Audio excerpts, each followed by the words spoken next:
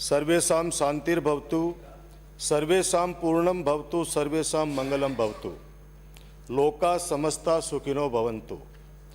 सबका कल्याण हो, सब में शांति हो, सबके कार्य सिद्ध हो, सबका मंगल हो, पूरा संसार सुखी हो।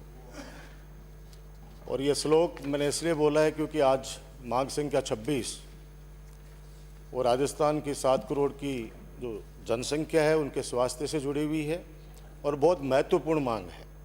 उस पर मुझे अपने विचार व्यक्त करने के लिए आपने समय दिया, मैं आपका धन्यवाद ज्ञापित करना चाहता हूँ और ईश्वर से ये मंगल कामना करते हुए कि आज इस राजस्थान के सर्वोच्च सदन के अंदर हम लोग बैठे हैं एक ट्रस्टी के रूप में, और हम सब ट्रस्टियों के मुख्य ट्रस्टी हमारे सदन के नेता हमारे यशस्वी मुख्यमंत्री श्री अशोक गहलोत साहब, जिन्होंने चिकित्सा से लेकर हर विभागों के अंदर इस बजट में जो घोषणाएं की हैं जल कल्याणकारी, मैं जहाँ तक समझता हूँ कि मेरी शुभकामनाओं के साथ, और वो भी इस रूप में आभार व्यक्त करना चाहता हूँ कि राजस्थान की जनता, आपने देखा होगा कि मुख्यमंत्री जी के आवास पर 36 कौम की जनता, कर्मचारी वर्ग से जुड़े हुए सभी संगठन किस प्रकार से धन्यवाद ज्ञापित करने के लिए माननीय मुख्यमंत्री जी के यहाँ पे आ रहे हैं। ये इस बात को दर्शाता है कि राजस्थान की जनता माननीय मुख्यमंत्री जी की बातों पर कितना भरोसा करती है। माननीय सभापति महोदय, हमारे मुख्यमंत्री जी का और हमारी सरकार का नारा है निरोगी राजस्थान, खुशहाल राजस्थान। प्राचीन कहावत भी है कि पहला सुख निरोगी काया और जान है तो जान है। राजस्थान की चिकित्सा सेवाओं में जो विस्तार हुआ ये किसी से छुपा हुआ नहीं है।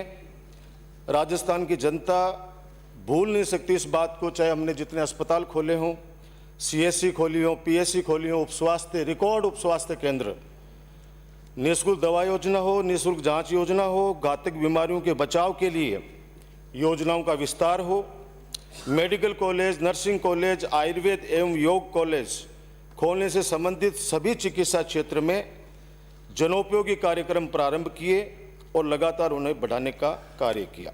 माननीय सभापति महोदय, अभी आप जा रहे हैं भाई साहब, अभी माननीय चिकित्सा मंत्री जी भी 3 साल पहले थे, 3 साल भी हो गए शायद, 3 साल पहले थे, और 3 साल पहले इन्होंने चिकित्सा विभाग को इतना शानदार राजस्थान के अंदर, यानी ऐसा राम राज्य ला रखा था, राम लाल का नहीं, राम राज्य ला रखा था। राम जी को, राम को ही भूल गए, अभी तो आप लोग नारे लगा रहे थे। राम राज्य था कि उस समय सारे पद भरे हुए थे, सारी जांचें चल रही थी, सारे अस्पताल फुल थे, और हमारे आने के बाद के अंदर वो पद भी समाप्त हो गए और वो पद पे जो लोग काम कर रहे थे वो भी छोड़ छोड़ के भाग गए। सुझाव वो व्यक्ति दे रहे हैं जिन्होंने 5 साल चिकित्सा मंत्री की जिम्मेदारी संभाली है। ताज्जुब होता है जब वो अपने मुखारविंद से कह रहे हैं कि मेडिकल कॉलेज 2007 थी, 13 से पहले। अरे साहब, मनमोहन सिंह जी ने, आप उठा लो, ये तो सारा डॉक्यूमेंट्स में है, आजकल तो बटन दबाओगे सब कुछ चीज़ें आ जाएंगी। मनमोहन सिंह जी समय, क्योंकि मैं उस समय सौभाग्य कि अशोक गहलोत सरकार में चिकित्सा राज्य मंत्री की जिम्मेदारी निभा रहा था, सर्वे हो गया था, पीडी कोर एक सर्वे कंपनी थी, उसने सर्वे करना शुरू कर दिया था, और सीकर के अंदर हमने जमीन भी आपको पता है चिन्हित कर ली गई थी। वो बाद में वो कॉलेज कहाँ गई, हालांकि हम तो चाहते थे कि चूरू में भी खोले, झुंझुनू में भी खुले, सीकर में भी खुले, लेकिन चलो आपको मौका मिला और आप उसको लेकर दौड़ पड़े वहाँ पे। कोई बात नहीं, आदमी का समय समय की बात होती है।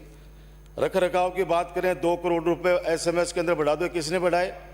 उस समय की आप हालत सोचिए कि हालत ऐसी थी कि एसएमएस के अंदर कोई पेशेंट अगर 70% बीमार जा रहा है तो वो 100% तो बाहर अंदर घुसते घुसते बेड तक पूछते पूछते हो जाता। हम लोगों ने कितनी सफाई की व्यवस्था करी, खुद हमने रात रात भर जग के वहाँ पे मॉनिटरिंग की। आज वो डेपुटेशन की बात कर रहे हैं, हमारे चिकित्सा मंत्री जी की भावनाओं को भड़का रहे हैं। ये वैसे प्रसादी लाल जी मीणा हमारे चिकित्सा मंत्री जी एक ऐसा दिमाग बना के बैठे हैं, और उल्टा वो खुद समझते हैं इस बात को, मुझे आज भी याद है कि जब वो चिकित्सा मंत्री जी थे माननीय सभापति महोदय, उनके ऑफिस में गया मैं, उनके कार्यालय के अंदर, और मैंने ये कहा कि यहाँ पे 7 डॉक्टर काम कर रहे थे, ये यहाँ से 6 आपने कैसे उठा लिए वहाँ से। तो वो खुद भी बोल रहे थे उस समय कि अब क्या करें, दबाव है, सारे आईएएस जयपुर में बैठते हैं, सारे उद्योगपति जयपुर में बैठते हैं, सारे नेता यहाँ पे बैठते हैं, तो मैं क्या कर सकता हूँ। और आज वो ज्ञान दे रहे हैं। उनका ज्ञान सुनकर ताजुब हुआ मुझे, उनका ज्ञान सुनकर मुझे ताजुब हुआ। और आज एक नई चीज और बोली उन्होंने, आज एक बात और बोली कि ये एमओज का पैसा क्यों नहीं बढ़ाते, पैकेज क्यों नहीं बढ़ाते। माननीय सभापति महोदय 16,000 रुपये के अंदर हमारा मो काम करता था, जो 2008 से पहले 16,000 रुपये में मात्र। मैं धन्यवाद देना चाहूँगा हमारे मुख्यमंत्री जी को और तत्कालीन चिकित्सा मंत्री जो मेरे कैबिनेट मंत्री थे दुर्मिया जी को, कि हमारे एक रिक्वेस्ट के ऊपर 30,000 रुपये उन एमओज के किए गए। पहली बार 30,000 रुपये। हमें पता था कि 16,000 के अंदर हमारा एमबीबीएस किया हुआ डॉक्टर कैसे गांव के अंदर अपनी सेवाएं दे सकता है। आपने 5 साल में 1 रुपया बढ़ाया क्या उनका? 1 रुपया भी नहीं बढ़ाया। आज वो पैकेज बढ़ाने की बात कर रहे हैं। एक भी उपलब्धि नहीं बताई इन्होंने। अभी शुरुआत की है भारतीय जनता पार्टी की तरफ से बोलने की, एक उपलब्धि नहीं बताई। और उपलब्धि थी भी नहीं तो बता भी क्या सकते थे। एक उपलब्धि मुझे जरूर ध्यान में है, एक उपलब्धि मुझे ध्यान में है कि हमारी मुख्यमंत्री निःशुल्क दवा योजना, उसका नाम जरूर उन्होंने चेंज किया भामाशाह योजना, ताकि उस योजना का नाम चेंज किया जो पूरे देश के अंदर नहीं देश के बाहर भी लोगों ने तारीफ करी, उसको सराहा। अभी बात मशीनों की कर रहे थे कि बहुत सारी मशीनें हैं जो वहाँ पे धूल फांक रही हैं, उनको यूज नहीं आ रहा, कमीशन का खेल होता है। मैं जहाँ तक समझता हूँ कि जितनी स्टडी हमारे माननीय सदस्य मालवीय नगर आने वालों ने की रखी है इस मामले पर, बे लगा लो भाई साहब, बे लगा लो, क्योंकि वन साइडेड वन वे है, थालो मामलो मन पता है वन वे है। सर सभापति महोदय अब ये बोल तो गए लेकिन ये सुनेंगे नहीं, क्योंकि वन वे मामला है इनका। इनको कहिए प्लीज, हाथ जोड़ के विनती है। हाँ, दोनों तरफ लगा लिए। धन्यवाद धन्यवाद धन्यवाद साहब। तो इनके बारे में इनसे ज्यादा कोई नहीं जान सकता कमीशन का खेला। मैं जहां तक समझता हूं कि वो मशीनें क्यों बेकार पड़ी हैं, क्यों नहीं पड़ी हैं, आप सब समझते हो। लेकिन हाथ जोड़ के विनती है कि 3 साल पहले जिस महकमे को आपने चलाया और जो महकमा 2013 में हम छोड़ के गए थे आपके पास में, उसके बाद की आपकी सरकार ने चिकित्सा विभाग का बट्टा बैठाने का काम किया, इसके अलावा कुछ नहीं किया। माननीय सभापति महोदय, माननीय सदस्य, मुख्यमंत्री चिरंजीवी योजना, माननीय सदस्य, आप उन्हें इनवाइट नहीं करें, आसन को संबोधित करें। और मैं आपसे सभी से आग्रह करता हूं, माननीय अध्यक्ष महोदय ने जो निर्देश दिए वो माननीय नेता प्रतिपक्ष से इनसे सबसे वार्ता करके दिया है। अब आप यदि बीच में इस तरह से इंटरवीन करेंगे तो जो बोलने वाले वक्ता बैठे हैं जिनको मात्र 7-7 मिनट दिया जा रहा है, उन्हें तकलीफ नहीं होगी क्या? आप तो जो है टूरिस्ट आते हैं यहाँ पे, मैं आपसे मुखातिब हूँ बिराजे, आप एज टूरिस्ट आते हैं यहाँ पर, बोले और गए। ये लोग सुबह से आकर के शाम तक बैठते हैं, इनका क्या होगा भाई? मैं कतई अलाउ नहीं करूंगा। और मेरी आप सभी से रिक्वेस्ट है, कृपया इंटरव्यू नहीं करें और समय का ध्यान रखें। जो वक्ता बोलने के लिए सुबह से शाम तक यहाँ पे बैठे रहते हैं उनका सम्मान करें। वो नए वक्ता आए हुए, नए जो है विधायक बने, तो उनको आप कुछ सीखने तो दें। आप, मैं आपसे मुखातिब हूँ, आप दोनों से, कृपया इंटरव्यू नहीं करेंगे दोनों के दोनों। हाँ, उनको कह दिया, आप उनको इनवाइट मत करिए, आप आसन को संबोधित करिए। सभापति महोदय, हम कब किसी को इनवाइट कर रहे हैं? जब वो बोल रहे थे हम तो कुछ नहीं बोले, चुपचाप सुन रहे थे। हमारा तो पूरा हम सब बैठे थे चुपचाप, एक सामान्य स्टूडेंट की तरह सुन रहे थे। और ये संवेदनशील बताने वाले उपनेता जी संवेदनहीनता की प्रकाष्ठा तय कर देते। हम नए लड़कों को बोलने का मौका ही नहीं देते और सुनने का मौका नहीं देते। अब रवाना हो रहे हैं, अब मैं क्या करूं? मैं इनवाइट ये तो कर सकता हूं, बैठ के सुने हमारा। आप अपना वक्तव्य जारी रखें। माननीय सभापति महोदय, मुख्यमंत्री चिरंजीवी योजना में पहले 5 लाख और अब इसमें 10 लाख रुपए तक की सीमा तक निःशुल्क उपचार होगा। यह जनता के लिए संजीवनी की तरह सिद्ध होगा, जिसमें कैंसर, हृदय रोग, गुर्दा जैसी सैकड़ों बीमारियों का इलाज होगा। कृषि बजट में भी औषधीय खेती व जैविक खेती को माननीय मुख्यमंत्री जी ने ऐतिहासिक प्रोत्साहन देने की घोषणा की है। और जब बजट के ऊपर माननीय सदस्य सब बोल रहे थे, विपक्ष के सब एक ही चिंता कर रहे थे माननीय सभापति महोदय, कि ये घोषणाएं तो हो गई चिकित्सा क्षेत्र के अंदर, कृषि बजट के अंदर, सड़कों के ऊपर, लेकिन ये बजट की घोषणाएं पूरी कैसी होंगी? पैसा कहाँ से आएगा, सब एक बात पर चिंता कर रहे थे, चाहे प्रतिपक्ष के हमारे सम्मानित नेताजी हों। मेरा ये मानना था कि आप लोगों को सुझाव देने चाहिए थे। ये तो बात वैसे ही होगी कि कोई बच्चा तैयारी कर रहा है कंपटीशन की और गांव वाले, मोहल्ले वाले, घर वाले उसको ये ताना दें कि तू कैसे IAS बनेगा, तू कैसे डॉक्टर बनेगा, तू कैसे बनेगा, हम देखेंगे तू कैसा बनेगा। लास्ट के अंदर वो बच्चा ये कहता है कि जिस दिन रिजल्ट आए उस दिन देख लेना। तो मैं आपसे भी निवेदन करना चाहता हूं कि जिस दिन ये योजनाएं पिछले 3 साल के अंदर जितनी धरातल के ऊपर हम लोग लेके आए, हमारी सरकार लेके आई है, आने वाले वक्त के अंदर जब ये धरातल पर आकर लोगों को फायदा देगी, उस समय आपको एहसास होगा। वरना आपके पास में 2 साल बाद में चुनाव है, निश्चित रूप से जनता की अदालत में आप और हम जाएंगे तो जनता फैसला करेगी।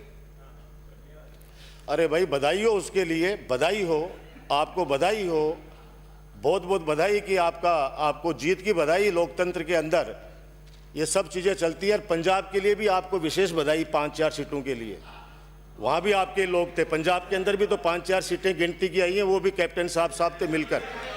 अरे छोड़िए आप इस बात को, हमने भी बहुत अच्छी जीत देखी है, अच्छी जीतें देखी है और हार भी देखी है। लोकतंत्र के अंदर हार और जीत एक सिक्के के 2 पहलू हैं, हार जीत चलती रहती है और हम लोग आश्चर्यचकित हैं, आश्चर्यचकित जरूर है लेकिन निराश नहीं है। आने वाले वक्त के अंदर सब चीजें आएंगी, चिंता मत करिए। मुख्यमंत्री जी ने अपने बजट में राष्ट्रपति नेल्सन मंडेला जी के उस कथन को सार्थक किया है जो आप लोगों की एक क्वेरी चल रही थी बार बार। मैं कहना चाहता हूं मंडेला जी क्या एक कोड है वो आपके सामने बताना चाह रहा हूं कि जब तक किसी को काम नहीं दिया, जब तक किसी काम को किया नहीं जाता तब तक वह असंभव ही लगता है। मुख्यमंत्री निःशुल्क दवा योजना, मुझे आज भी याद है जब माननीय मुख्यमंत्री जी 8 से 13 के बजट में घोषणा कर रहे थे, तब पूरे विपक्षी सदस्यों ने एक ही बात कही कि क्या संभव है, क्या सरकारी अस्पतालों के अंदर फ्री इलाज मिल सकता है, क्या ऐसा हो सकता है कि जांचें फ्री हो जाएंगी।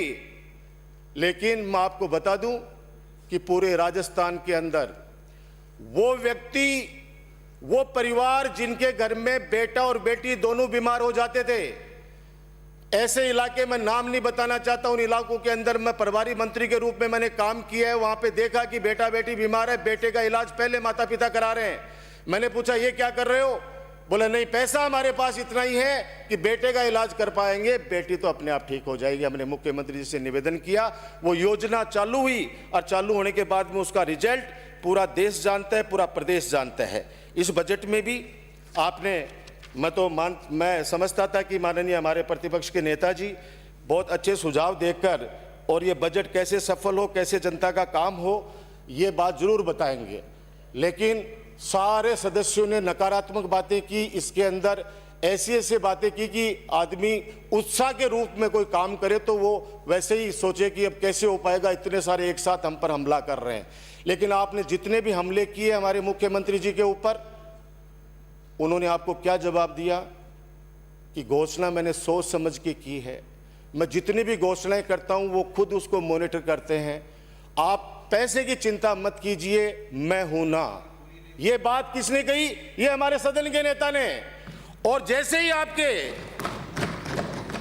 केंद्र सरकार के अंदर हमारे प्रधानमंत्री जी, आपके नेता मोदी जी, उनसे पत्रकारों ने पूछ लिया, सदन के अंदर विपक्षी सदस्यों ने पूछ लिया कि नोटबंदी की विफलता, जीएसटी की विफलता, कोविड के समय जो आप लोगों ने जिस प्रकार से पूरे हिंदुस्तान के अंदर रात को अचानक आपने लॉकडाउन लगा दिया और उसके बाद में उपजे हालात के बाद जिस प्रकार से आपका फेल्योर जनता ने पूछा, विपक्षी सदस्यों ने पूछा, समाचार पत्रों ने पूछा, तो आपके प्रधानमंत्री जी ने यह नहीं कहा कि आप चिंता मत कीजिए, मैं बैठा हूं, मैं सब कुछ कर लूंगा। उन्होंने एक बात मुझे पता है, एक भाषण में उन्होंने कहा कि ये सारी समस्याएं देश की निपटेंगी तो ठीक है, वरना मेरा क्या है, मैं तो सन्यासी हूं, झोला उठाऊंगा और हिमालय की तरफ निकल जाऊंगा। एक प्रधानमंत्री जी, एक जिम्मेदार पद पर बैठे हुआ आसीन व्यक्ति अगर ये बात कहे तो आप सोचिए कितने करोड़ यानी 150 करोड़ देशवासियों को भ्रम में डालने वाला बयान था ये सभापति महोदय। बेरोजगारों को सकते में डालने वाला उनका बयान था, उनके सपने तोड़ने वाला बयान था। ये तो वही बात हो गई कि एक बस चलाने वाला व्यक्ति उसमें 50 सवारी बैठी हैं और उसके बाद के अंदर वो बस चला रहे हैं और वो सवारियां कह रही है कि आगे आगे बहुत बड़ा टूटा हुआ पुल है, कैसे निकालोगे। जब बीच में चली जाती है गाड़ी, उसके बाद में कहता है कि भैया अब आप तुम जानो, तुम्हारा काम जाने, मैं तो कूद रहा हूं, और वो छलांग लगा देता है। इस देश को आपने इस स्थिति में डाल दिया है। मेरा आपसे निवेदन है कि हमारी सरकार का आप हौसला बढ़ाइए। जो अच्छे काम करते हैं, जो अच्छा काम करते हैं, उनके बातों को आपको सपोर्ट करना चाहिए और सुझाव देकर इन योजनाओं को आगे बढ़ने का काम आप लोगों को करना चाहिए।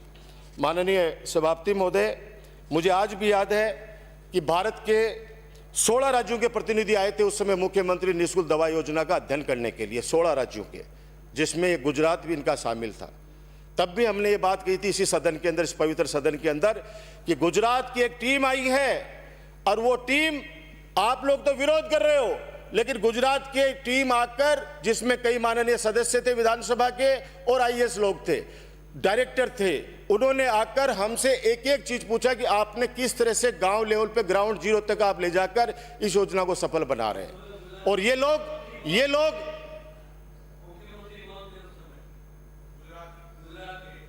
अब गुजरात को मुख्यमंत्री मनतो टाइम पर तो भाई, हाँ, नरेंद्र मोदी जी थे।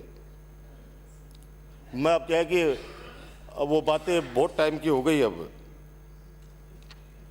और हिंदुस्तान से तो लोग आए। अमेरिका के पूर्व राष्ट्रपति बराक ओबामा के सलाहकार पैट्रिक कोसार्ड भी निःशुल्क दवा योजना की जानकारी लेने के लिए हमारे जयपुर के बस्सी आए। उन्होंने भी प्लानिंग देखी और इस योजना को सराहा। माननीय सभापति महोदय, चिरंजीवी योजना और पुरानी पेंशन बहाली, चिकित्सा विभाग के बहुत सारे कर्मचारी इससे लाभान्वित हो रहे हैं। खुशी की लहर है कर्मचारियों के अंदर। एक सीएमआर के अंदर तो एक महिला बैठी थी कर्मचारी, उसने कहा कि हमें बुढ़ापे की लाठी दे दी है। चिकित्सा विभाग से जुड़ी हुई वो महिला थी। आप सोचिए, अगर उनको इतना विश्वास मिल जाए सरकार की तरफ से कि आप चिंता मत करो, आप जो जनता के प्रति आपकी जो जवाबदेही है, जो काम है, उसको करते जाइए, सरकार आपके भविष्य का, आपके परिवार का ख्याल रखेगी। ऐसी योजना को वापस बहाली करके इस प्रदेश की जनता को, प्रदेश के उन लाखों कर्मचारियों को माननीय मुख्यमंत्री जी ने संबल प्रदान किया है। माननीय सभापति महोदय, पूर्व चिकित्सा मंत्री जी बैठे हैं।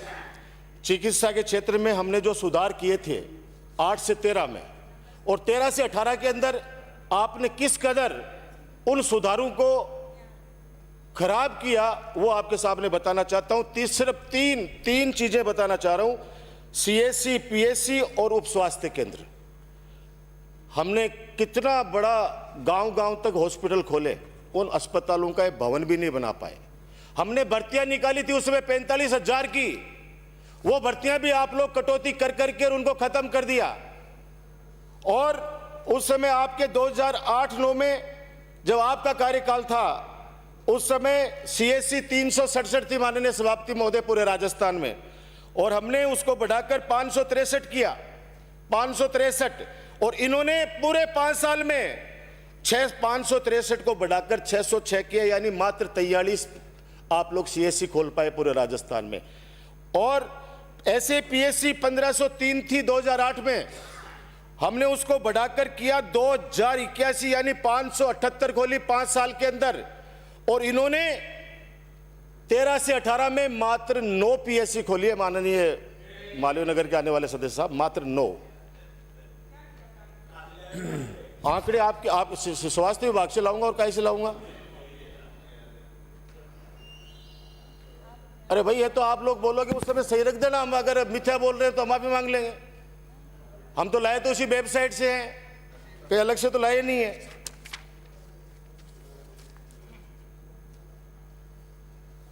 एक बहुत बड़ा पाप किया माननीय कालीचंद श्राफ साहब आपने चिकित्सा मंत्री रहते हुए। माननीय प्रतिपक्ष नेताजी, अरे लांछन इसलिए कहना चाहता हूं कि चिकित्सा विभाग के हमारे पीएससी, सीएससी आपने पीपीपी मोड पे दिए या नहीं दिए, बता दीजिए आप। पीपीपी मॉडल पे दिए माननीय सभापति महोदय इन्होंने। और आपको ध्यान है कि उस समय हम लोग मात्र 21-22 लोग ही बैठे थे विपक्ष के अंदर, 163 लोग थे इधर। इन्होंने चिकित्सा संसाधन पीपीपी मोड में दे दिए और वो भी पीपीपी मोड उन व्यक्तियों को जिनको खुद का हॉस्पिटल चलाने का अनुभव नहीं।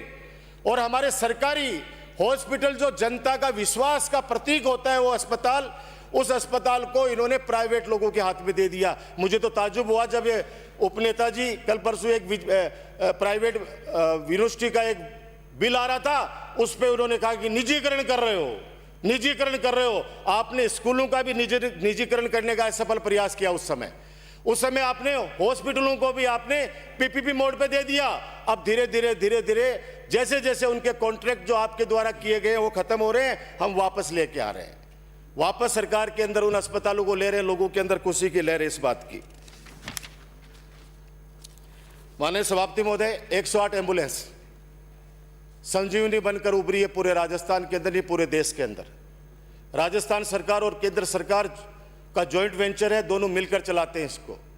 लेकिन मुझे कहते हुए दुख है, मैं माननीय चिकित्सा मंत्री जी आपका ध्यान विशेष रूप से आकर्षित करना चाहूँगा, क्योंकि 108 एम्बुलेंस उन लोगों के लिए जो तुरंत कोई गाड़ी किराए की नहीं कर सकते, उनके पास इतना पैसा नहीं होता। हमारी 108 एम्बुलेंस उस पेशेंट को ले जाकर अस्पताल तक पहुंचाती है बिना किसी पैसे के, बिना किसी शुल्क के।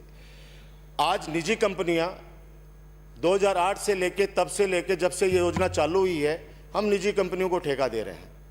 मैं कह रहा हूं आप सब विधायक महोदय, चाहे पक्ष के और विपक्ष के हो, आप अपनी आत्मा से सोच लेना। 108 एम्बुलेंस के कहीं पे टायर नहीं है, कहीं पर उनमें डीजल के पैसे नहीं है। और हद तो तब हो गई जब इन्होंने एक नवाचार किया है। अभी एक कंपनी है ये जीवीके, एक भ्रष्ट कंपनी है जीवीके कंपनी, इसने एक नवाचार किया है माननीय सभापति महोदय।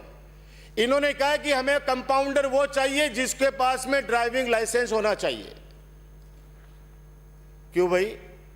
क्योंकि वो दोनों काम एक व्यक्ति से कराना चाहते हैं। बाकी नियम ये है कि एक एम्बुलेंस के अंदर 5 लोग रहने चाहिए, यानी 2 EMT और 2 पायलट और 1 रिलीवर, ऐसे करके 5 का स्टाफ होना चाहिए।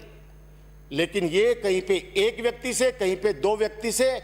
और आपको पता है कुछ जिलों के अंदर नागौर जिले जैसे CMHO ने तो इनका पेमेंट भी रोक दिया है।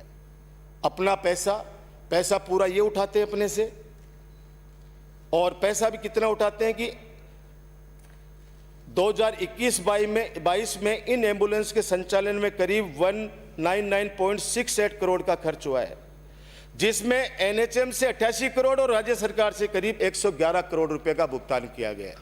माननीय सभापति महोदय, आपके माध्यम से प्रार्थना करना चाहता हूं कि एक माननीय सदस्यों की, चाहे पक्ष विपक्ष निर्दलीय, सबको मिलाकर एक कमेटी बना दीजिए। एक बार जाकर हम लोग इनकी ऑडिट तो करें, हम जांच तो करें एक बार जाकर कि किस कदर इन लोगों ने हमारा राजस्थान सरकार से, केंद्र सरकार से पैसा तो उठाते हैं जीवीके वाले, लेकिन वो पैसा आगे कितना दे रहे हैं, कितना स्टाफ को रखे हुए हैं, स्टाफ के नाम पर ये लोग कितना पैसा उठा रहे हैं, इसकी ऑडिट होनी चाहिए। माननीय चिकित्सा मंत्री जी, हो सकता है कि कुछ लोगों को ये समझे कि भाई हमारा कोई व्यक्तिगत है। मैं तो कह रहा हूं व्यक्तिगत किसी का कुछ नहीं होता है, हम सब लोग ट्रस्टी हैं। और एक मांग भी करना चाहूंगा, आप जब जवाब दें माननीय मुख्यमंत्री जी के माध्यम से, आपके माध्यम से, जो भी हो, एक भला कर दो इस राजस्थान पे, एक नई परंपरा शुरू कर दो पूरे देश के अंदर कि NRHM से जुड़े हुए जितने भी ये कर्मचारी हैं, चाहे वो ड्राइवर हो, चाहे EMT हो, चाहे ऑफिस का पूरा स्टाफ जो इनको संभालता है, उस योजना में जो लोग लगे हुए हैं, इनको परमानेंट करो। परमानेंट करने से क्या होता है, क्योंकि ये लाला की नौकरी करते हैं, उसकी मर्जी है उसको निकाल देता है, मर्जी है उसको रख लेता है। और इसमें नौकरी लगाने के अंदर कोई मेरिट की आवश्यकता नहीं है। इनको पास में ये बार्गेनिंग करते हैं कि हम 8,000 रुपये देंगे, तेरे को काम करना है क्या? दूसरा आ गया वो 7,000 में तैयार है तो वो 7,000 रुपये में। आज सोचिए कि 7,000 रुपये के अंदर वो ड्राइवर उस एम्बुलेंस को चलाएगा 24 घंटे, तो लास्ट के अंदर वो क्या करेगा आप खुद समझ जाइए। मैं कहना नहीं चाहता किस कदर से टायर उठा ले जाते हैं, डीजल ले जाते हैं निकाल के उसमें से। तो आप एक बार अगर ये स्टाफ परमानेंट हो जाएगा 108 का, तो वो व्यक्ति रुचि लेके उसमें काम करेगा, उसकी जवाबदेही भी तय हो जाएगी कि हाँ मैं परमानेंट नौकर हूं, परमानेंट मैं काम करता हूं, इसलिए मेरी नौकरी जा सकती है। वो लोग तो वो है, उनको तो कभी भी हटा दो, कभी भी लगा लो। इसलिए मेरी आपसे मांग है कि 108 एम्बुलेंस के अंदर जितने भी स्टाफिंग में जितने भी वर्ग हैं उन सबको परमानेंट करने की एक चिट्ठी केंद्र सरकार को जानी चाहिए, वरना केंद्र सरकार से यह भी निवेदन करना चाहिए कि ये सब राज्यों को सौंप दे तो राज्य अपने अपने स्तर के ऊपर ये एम्बुलेंस को चलाना चाहिए। ये मेरा आपको निवेदन है। माननीय सभापति महोदय, कोरोना नाम सुनकर भी वो समय याद आता है जब हमने इतने लाशों को देखा, इतने अपने लोगों को मरते हुए देखा। वो समय कोरोना का नाम सुनते ही एक शरीर में अलग से डर कंपन सा महसूस होता है। पिछले 2 वर्षों में एक भयानक रूप देखा है कोविड का। हम लोगों ने आम जनता के कष्ट को अनुभव किया है, उनकी वेदनाओं को समझा है। कुछ परिवारों ने अपने प्रियजन खोए, बहुत से परिवारों ने आजीविका खो दी। जो लोग गल्फ में काम करते थे, जो लोग सूरत, कलकत्ता, वेस्ट बंगाल, ये जहां भी अहमदाबाद, हैदराबाद काम करते थे, उनके सब के सब रोजगार छीन गए हैं। कुछ परिवारों ने अपनी खुशियां खो दी। राजस्थान में भी जिस प्रकार से कोरोना से मुकाबला करने के लिए नीति और व्यवस्था की गई, वह राजस्थान की जनता के लिए वरदान साबित हुई। जहां एमपी और यूपी जैसे राज्यों में अपने राज्य के लोगों को खुद के घरों में जाने से बॉर्डर पर ही रोक दिया गया, वही राजस्थान में दूसरे राज्यों से अपने राज्य में लाने के लिए निःशुल्क बसें चलाई गई।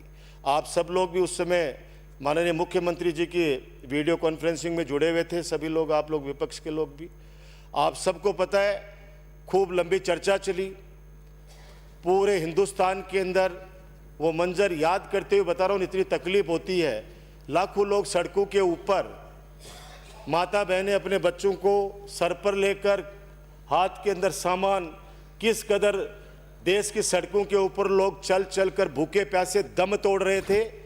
उस समय राजस्थान की सरकार ने जब हमारे मुख्यमंत्री जी से निवेदन किया, हाथों हाथ उन्होंने दरियादिली दिखाते हुए राजस्थान के अंदर किसी भी कोने में कोई भी व्यक्ति किसी भी राज्य का हो, अगर वो पैदल चल रहा था, भूखे प्यासे चल रहा था, उस व्यक्ति तक गाड़ी पहुंचाई और उस व्यक्ति तक राशन पहुंचाया और उनके राज्यों की सीमा तक पहुंचाया। लेकिन दुर्भाग्य देखिए, उत्तर प्रदेश के अंदर तो हमारी राजस्थान की पुलिस को, हमारे प्रशासन को उत्तर प्रदेश के प्रशासन से लड़ना पड़ा। और लड़ाई इस बात की हुई कि हमने यहां तक छोड़ दिया, आपके उत्तर प्रदेश के लोग रहने वाले, इनके आप आधार कार्ड देख लीजिए, इनको आप प्रवेश तो करा दीजिए। लेकिन संवेदनहीन यूपी की सरकार ने उनको यूपी में प्रवेश नहीं करने दिया। ये सब लोग इस बात को जानते हैं। बड़े ताजुब की बात है कि प्रधानमंत्री जी ने संसद के अंदर कोविड का विस्तार, कोविड जिस प्रकार से संक्रमण फैला, उसका जिम्मेदार कांग्रेस को ठहरा दिया। अरे भूल गए वो लोग, जब पूरे राजस्थान की नहीं पूरे हिंदुस्तान की मीडिया कह रही थी कि हाउ डू, क्या मोदी ये नमस्ते ट्रम्प मत कराओ। देश विदेश से बहुत लोग वहां पे इकट्ठे हो रहे, लेकिन आपने उस स्टेडियम को, मोटेरा स्टेडियम, आजकल शायद मोटेरा नहीं रहा, वो मोदी स्टेडियम हो गया। पहली बार देखा है माननीय सभापति महोदय, जब किसी जिंदा व्यक्ति के नाम से कोई स्टेडियम का नाम पड़ा हो। हमने महापुरुषों का नाम सुना है, लेकिन जीते जी अपने आप को कोई व्यक्ति महापुरुष घोषित कर दे, ये तो हमने पहली बार सुना। उस स्टेडियम को खचाखच भर दिया गया। और उसके बाद, अरे भैया मेडिकल से जुड़ा हुआ है, कोविड पे तो बोल रहा हूं कि वो भीड़ इकट्ठी नहीं करते, तो आप लोगों को कोई हक नहीं बनता, देश के प्रधानमंत्री जो कोई हक नहीं बनता कि हमने उनको अपने गंतव्य तक पहुंचाया। हम लोग गर्व के साथ कह सकते हैं कि सड़कों पे जो दम तोड़ रहे थे उनको खाना खिलाया, सड़कों पर जो दम तोड़ रहे थे पैदल चलकर उनको बसों में बिठाकर उनके सीमा तक छोड़ा। लगाइए आपको जितना आरोप लगाना है, लेकिन कांग्रेस पार्टी ने, हमारी सरकारों ने जहां जहां भी थी हमारी, हमने पूरी कोशिश की कि उन व्यक्तियों को हम लोग मदद करें। माननीय सदस्य क्या हो रहा है ये?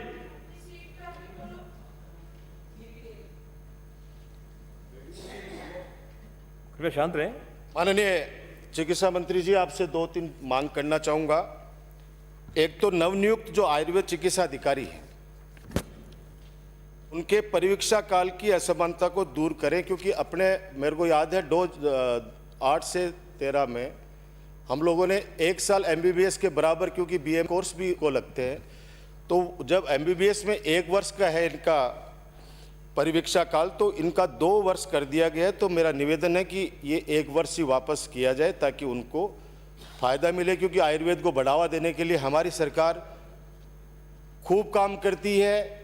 और जो गौ माता का आयुर्वेद का नाम लेकर आप सबको पता है कि वो किस तरह की बात करते हैं, लेकिन आयुर्वेद को जिंदा रखना है हमें, ये आपको मेरा निवेदन है। ऐसे ही होम्योपैथी विभाग से भेजे गए, होम्योपैथी विभाग ने 656 पदों को सृजित करने का एक पत्र लिखा है आपको। निवेदन है आपसे कि वर्षों से संविदा के ऊपर होम्योपैथी चिकित्सक अपने यहाँ काम कर रहे हैं, उन व्यक्तियों को नियमित करें। वो 571 की संख्या है। टोटल पद 656 विभाग ने अपनी आवश्यकता बताई है, तो मुझे उम्मीद है कि आप इसको गंभीरता से विचार करेंगे। तीसरा, एक मांग और है कि जिस प्रकार से पूरे राजस्थान के अंदर पंचायत हेडक्वार्टर पर या जितनी भी 10वीं स्कूलें थी उनको हमने 12वीं तक किया है, तो मैं मांग करूंगा माननीय मुख्यमंत्री जी से, आपके माध्यम से चिकित्सा मंत्री जी, कि हर पंचायत हेडक्वार्टर पर पीएससी यानी जो सब सेंटर है उसको पीएससी के अंदर क्रमोन्नत कर दिया जाए ताकि लोगों को इलाज सुलभ हो सके। एक बड़ा ऐतिहासिक फैसला हो जाएगा प्रत्येक हेडक्वार्टर पर, क्योंकि 2011 की जनसंख्या से हम लोग तुलना कर रहे हैं, उसके बाद कोई जनगणना हुई नहीं है। तो अगर आज की देखा जाए तो कितनी जनसंख्या के अंदर बढ़ोतरी हो गई है। तो ग्राम पंचायत पर हेडक्वार्टर पर अगर पीएससी खोल दी जाए तो उसका बहुत फ़ायदा मिलेगा। माननीय सभापति महोदय, इस बार सदन में और सदन के बाहर यानी पूरे प्रदेश में एक बात की चर्चा रही इस बजट के बाद, और वो भी नॉन इश्यू को इश्यू बनाया गया। नॉन इश्यू को इश्यू बनाया गया, और वो नॉन इश्यू क्या था? Mobile phone. चर्चा होनी तो ये चाहिए थी कि करोड़ों महिलाएं जो चिरंजीवी योजना से जुड़ी हुई हैं उनको हमारी सरकार ने मोबाइल दिए हैं, और जैसे कि परंपरा है माननीय विधायकों को भी मोबाइल फ़ोन दिए गए। तो उन्होंने समाप्त करें। मोबाइल फ़ोन दिए गए, और जब घोषणा कर रहे थे माननीय मुख्यमंत्री जी, उस समय विपक्ष के साथी सब मेज को थपथपा रहे थे। फिर पता नहीं शाम को क्या हुआ कि सब लोगों का एक मैसेज आने लगा मीडिया के ऊपर कि हम लोग मोबाइल लौटा रहे हैं। और पूरे राजस्थान के अंदर विधायकों की जिस प्रकार से मैं कह रहा हूं कि एक खिल्ली उड़ाई गई लोगों में, जो सोशल मीडिया के अंदर जो विधायकों के खिलाफ एक मोबाइल को लेकर, एक 80,000 रुपये का मोबाइल। लेकिन माननीय सभापति महोदय, मैं मोबाइल वाली बात सर अच्छी नहीं लगी है सभापति महोदय, मेरे को अभी तो 20 मिनट हुए हैं, तो 2 मिनट में समाप्त करें। ये लो है। धन्यवाद। श्री संदीप शर्मा।